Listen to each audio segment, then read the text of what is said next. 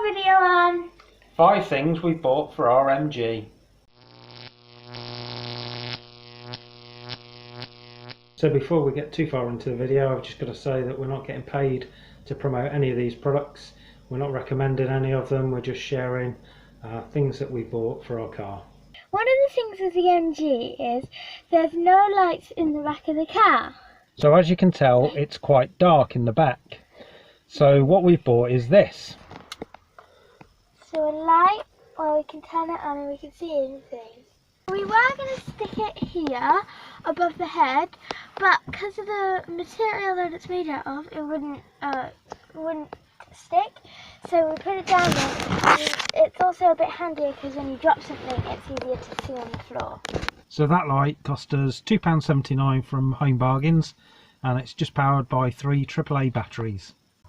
Secondly, we bought lights to go on the power doors for when we open it at night. This is how they work. When you open the door, they flash so people can see. So these were $7.99 off Amazon for a pack of 4. You get the sort of base, the red plastic top, you get batteries and also these sticky pads. Also comes with a magnet as well.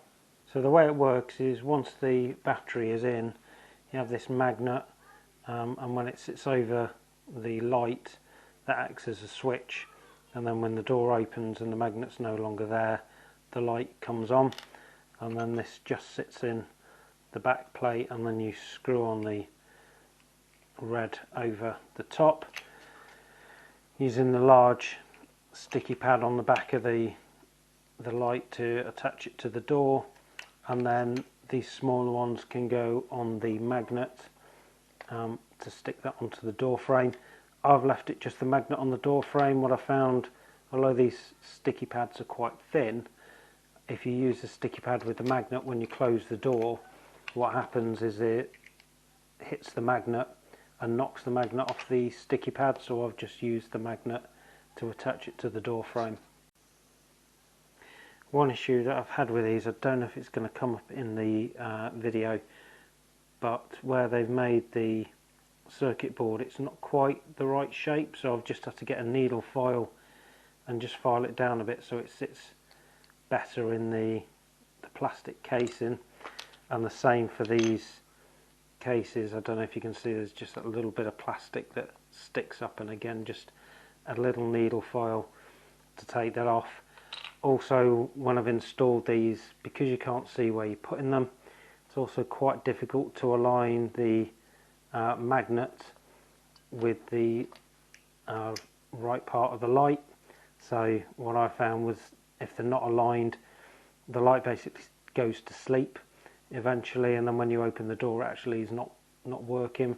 So they are quite tricky to fit and get aligned, but once you've got them aligned and they work, they are actually quite good. So I bought 2 packs of these, so I've got 8 in total, so I've got 1 on each door, and then I'm looking to either put 1 or 2 onto the boot as well.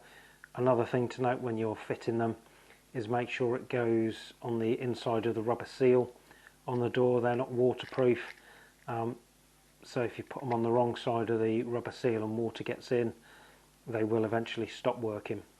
So one of the issues I'm having with placing one for the boot is it really needs to go on either the blue bodywork or the grey plastic trim, so that it's inside the rubber seal, and then the magnet would go on the plastic sill. But what I'm finding is the gap between the boot and the sill when it's closed is actually quite large, so the magnet's not switching off the light with the boot shut. So I'm going to have to rethink how I do the one in the boot. And also, side note, on the doors, the gap's a lot thinner. You've got to be careful with the doors because it is a lot narrower, and you might find the light catches on the door, which could scratch the paintwork. So another thing we bought is these Faraday pouches, and what that does is that just blocks the keyless entry, so it just protects the car from someone else opening up with the key in range or boosting the signal. And then if you take the key out, you can see that it then opens the car.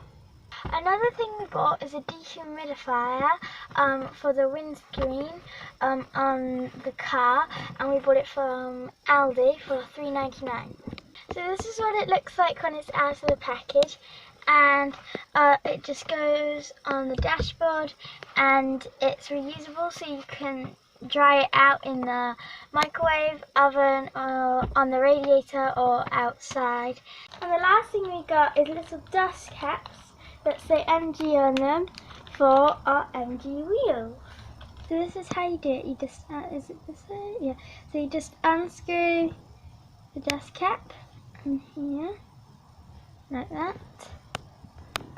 And then you get your brand new one. You put it on.